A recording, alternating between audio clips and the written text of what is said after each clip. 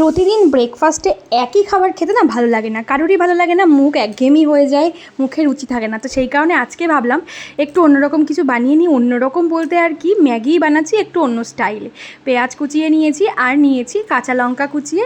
এখানে কড়াইতে বেশ পরিমাণ তেল দিয়ে পেঁয়াজ আর কাঁচা লঙ্কাটা একটুখানি ভেজে নিচ্ছি। আর এরপরে এর মধ্যে ম্যাগি দিয়ে দেবো।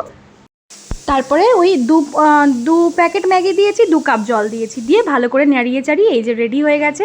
এটা দিয়ে ব্রেকফাস্টটা জাস্ট জমে যাবে। আর তারপরে খাওয়া দাওয়ার পরে এই গরমে কিন্তু একটু লাস্সি ফাস্সি খেতে ভালোই লাগে। তো সেই কারণে ম্যাঙ্গো লাস্সি ভাবলাম বানাবো, সেই জন্য বেশ পরিমাণ দুধ নিয়ে নিচ্ছি। আর তারপরে এর মধ্যে আম দিয়ে ভালো করে মিশিয়ে নেব। একটু টক দই দিলেও বেশ ভালো লাগতো, বাট টক দইটা ঘরে ছিল না, যেটা ছিল সেটা দিয়েই করব। তো এরপরে এরবারে এর মধ্যে আম দিয়ে দিয়েছি। এইবার দেবো বেশ পরিমাণ চিনি, আর তারপরে দেবো পরিমাণ মতো একটু নুনটা দিলে স্বাদটা খুব ভালো লাগে।